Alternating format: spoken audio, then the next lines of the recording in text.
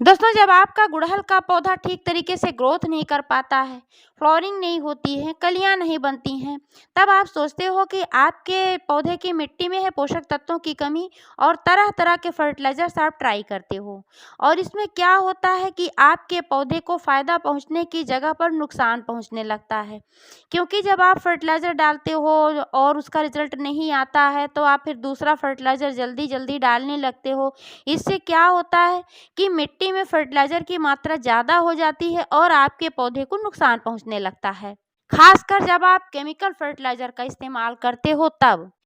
अक्सर दोस्तों मैं बताती रहती हूँ कि आप किचन के छिलकों से बहुत ही बढ़िया फर्टिलाइज़र बना सकते हो और अपने पौधे को स्वस्थ रख सकते हो और ढेर सारी फ्लावरिंग पा सकते हो। जैसे कि आलू के छिलके, प्याज के छिलके, लहसुन वगैरह के छिलके और केले के छिलके, मटर के छिलके, यानी कि जो छिलके निकलते हैं, सड़ी गली सब्जियां निकलती हैं, इनसे आप बहुत ही बेहतरीन फर्टिलाइज़र बना सकते हो जो कि प्योर ऑर्गेनिक होते हैं, आपके पौधों को नुकसान नहीं पहुँचाते हैं। लेकिन दोस्तों एक बात मैं क्लियर कर देना चाहती हूँ कि चाहे ये ऑर्गेनिक फर्टिलाइज़र होते हैं, छिलके होते हैं, इनको भी अगर आप सही मात्रा में, सही तरीके से, सही समय पर इस्तेमाल नहीं करते हो, कम ज़्यादा इस्तेमाल करते हो तो कभी आपके पौधे को फ़ायदा नहीं पहुँचता है या फिर आपके पौधे को नुकसान भी पहुँच सकता है।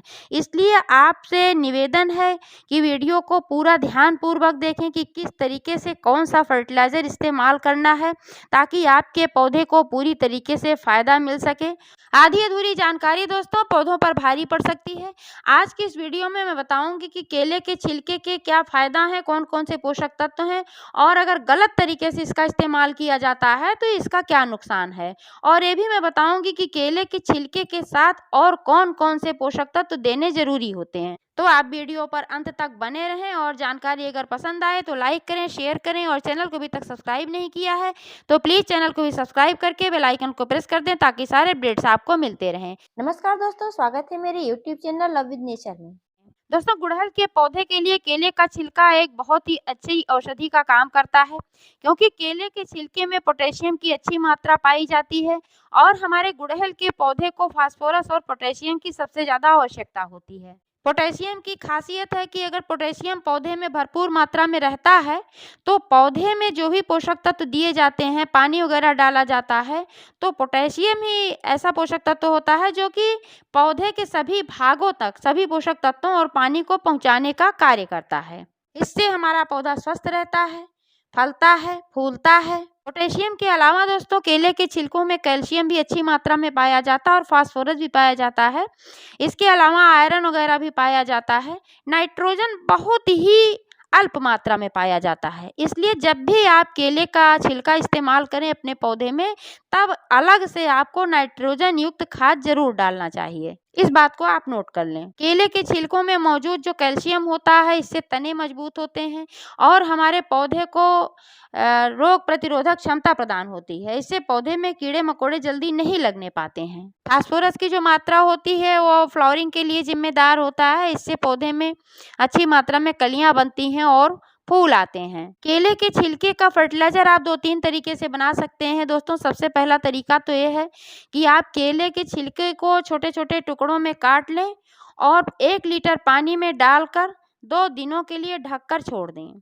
उसके बाद ये फर्टिलाइज़र तैयार हो जाता है। छिलकों को बाहर निकाल कर रख दें और चाहे तो आप इसको कंपोस्ट में मिला सकते हैं और जो ये पानी बचता है ये लिक्विड फर्टिलाइज़र बनता है और इसको आप मिट्टी की गुड़ाई करके जड़ों में डाल सकते हैं। आप चाहें तो केले के छिलकों को धूप में सुखा करके इसका पाउडर करके भी रख सकते हैं और जब भी आवश्यकता पड़े आप अपने कंटेनर के अनुसार कम या ज़्यादा पौधे में डाल सकते हैं, मतलब कि मिट्टी में मिला सकते हैं। जब भी कोई फर्टिलाइज़र आप मिट्टी में डालें, मिट्टी का ड्राई होना बहुत ही आवश्यक होता है और गुड़ाई करना भी ज़रूरी होता है। लेकिन दोस्तों आज मैं जिस तरीके से इसमें केले का छिलका इस्तेमाल करने वाली हूँ, तो मैं डायरेक्ट इसका इस्तेमाल करने वाली हूँ। आप डायरेक्ट भी कर सकते हैं। जैसे कि मेरा कंटेनर आप देख पा रहे हैं, मैंने इसको 20 लीटर के बकेट में गुड़हल का पौधा लगा करके रखा हुआ है। इसके लिए 1 केले का छिलका पर्याप्त है, क्योंकि अगर अधिक मात्रा में आप केले का छिलका अपने पौधे को दे देते हैं, डाल देते हैं मिट्टी में, तो पौधे को नुकसान पहुंच सकता है, क्योंकि इसमें पोटेशियम की मात्रा बहुत ही अच्छी पाई जाती है।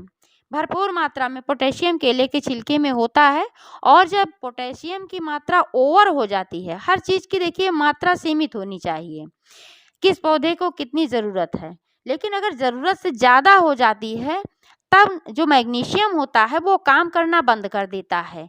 और मैग्नीशियम नाइट्रोजन जब काम करना बंद कर देता है, तब हमारा पौधा जो होता है वो पीला पड़ने लगता है, पत्तियां पीली पड़ने लगती हैं। क्योंकि नाइट्रोजन और मैग्नीशियम ऐसे पोषक तत्व होते हैं जिससे कि गुड़हल का पौधा हो या कोई भी पौधा हो, हरा भरा रहता है और उसमें ढेर सारी ब्रांचेज और पत्तियों का विकास होता है।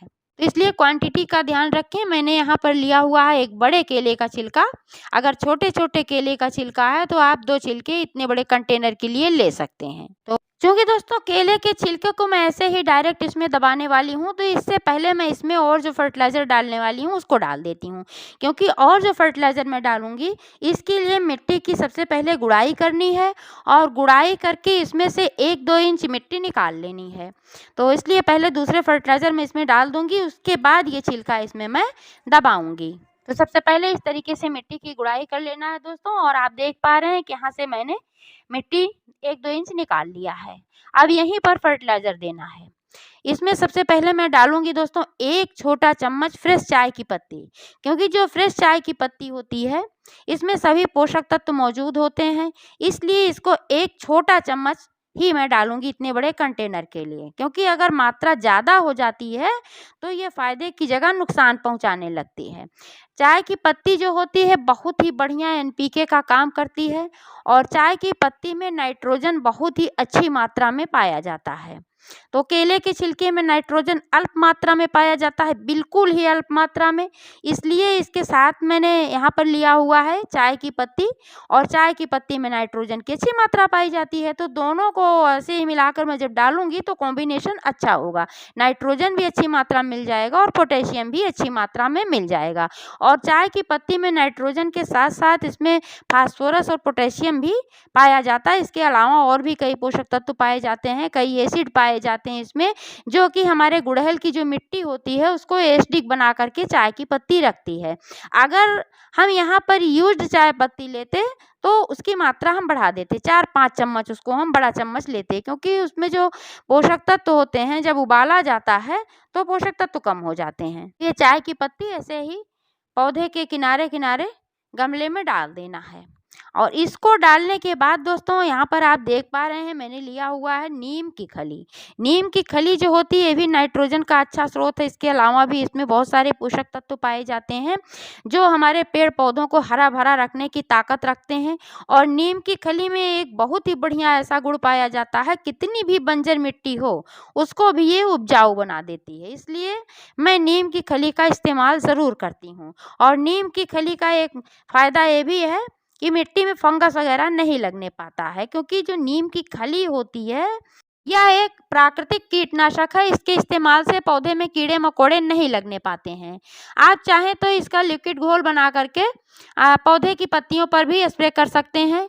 इससे क्या फ़ायदा होगा कि अगर आपके पौधे पर किसी प्रकार के कीड़े लगे हैं तो वो खत्म हो जाएंगे, और कीड़े नहीं लगे हैं तो पौधे पर कीड़े लगने नहीं पाएंगी, चींटियां भी इससे दूर भागती हैं। मात्रा की बात करें दोस्तों तो इतने बड़े कंटेनर के लिए 15-20 ग्राम नीम की खली पर्याप्त है। तो यहाँ पर मैंने 15-20 ग्राम नीम की खली लिया हुआ है और आप देख पा रहे हैं इस तरीके से किनारे किनारे इसको भी ऐसे ही डाल देना है। और अब जो यहाँ से मैंने मिट्टी निकाला था इस मिट्टी को ऊपर से ऐसे ही फिल कर देना है।